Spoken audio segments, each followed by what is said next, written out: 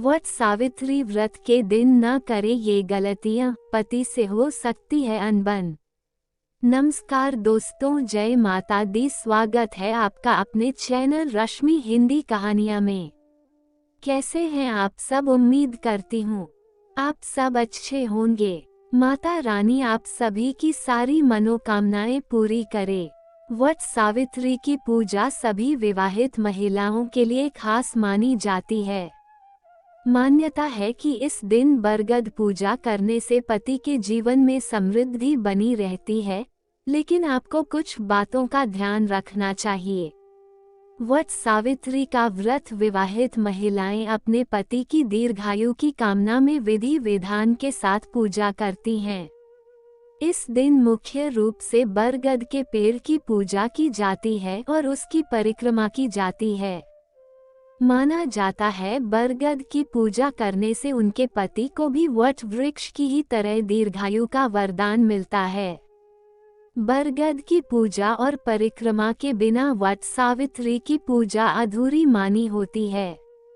इस दिन सुहागिन महिलाएं 16 श्रृंगार करके पूजन करती हैं और इस दिन आपको कुछ गलतियों से बचने की सलाह भी दी जाती है, जिससे आपके रिश्तों में मिठास बनी रहे। आइए जाने कि आपको इस दिन कौन सी गलतियां नहीं करनी चाहिए। लेकिन उससे पहले अगर आप भी चाहते हैं कि माता लक्ष्मी का आशीर्वाद आप पर बना रहे तो इस वीडियो को एक लाइक करें और चैनल को सब्सक्राइब कर ले और कमेंट बॉक्स में जय माता रानी जरूर लिखें।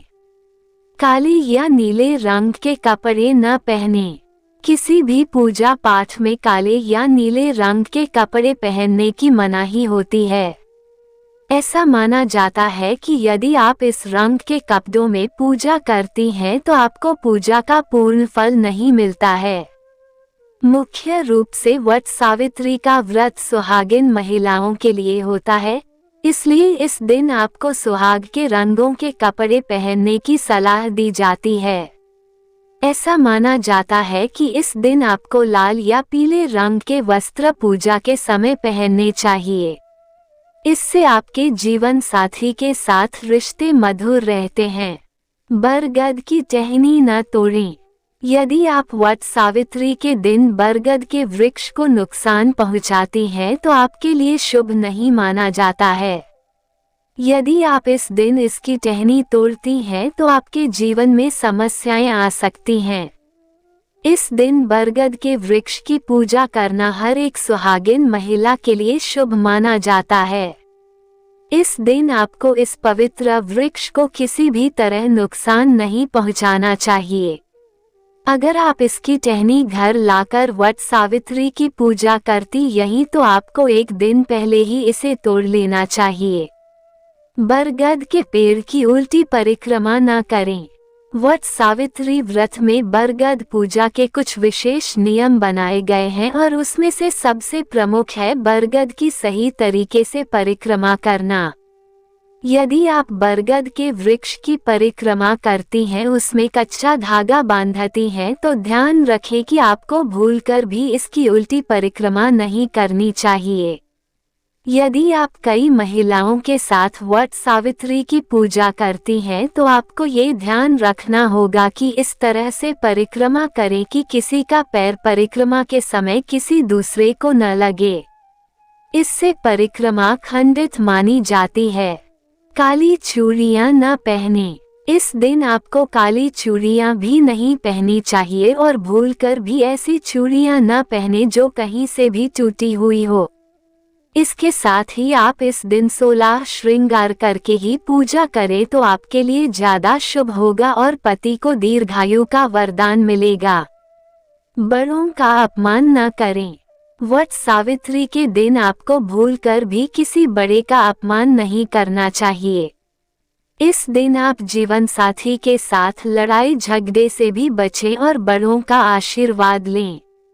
इससे आपके जीवन में सदैव समृद्धि बनी रहेगी और मनोकामनाओं की पूर्ति होगी। प्रेगनेंसी में न करें बरगद की परिक्रमा। यदि आप प्रेग्नेंट हैं तो आपको वट सावित्री के दिन, वट सावित्री व्रत के दिन करें कच्चे सूत के उपाय पूजन करना चाहिए। लेकिन बरगद की परिक्रमा करने से बचें। दरअसल प्रेगनेंसी में कोई भी परिक्रमा करने की मनाही होती है। आप प्रेगनेंसी में भले ही व्रत उपवास क्यों न कर रही हों, लेकिन परिक्रमा से जरूर बचें। व्रत कथा अधूरी न छोड़ें। यदि आप वट सावित्री व्रत करती हैं और इस दिन बरगद की पूजा करती हैं तो ध्यान रखें कि आपको भूलकर भी इसकी कथा बीच में नहीं छोड़नी चाहिए। वट सावित्री की कथा अधूरी छोड़ने से आपको इसका पूर्ण फल नहीं मिलता है और भावी जीवन में समस्याएं आ सकती हैं। अगर आप वट सावित्री का व्रत करती हैं तो आपको यहाँ बताई बातों का ध्यान रखना चाहिए, जिससे आपके जीवन में सौहार्द बना रहे। ये तमाम जानकारी जनरुचि को ध्यान में रखकर दी जा रहा है। ज्योतिष और धर्म के उपाय और सलाहों को अपनी आस्था और विश्वास पर आजमाएं। कंटेंट का उद्देश्य मात्र आपको बेहतर सलाह देना है। इस संदर्भ में हम किसी प्रकार का कोई दावा नहीं करते हैं।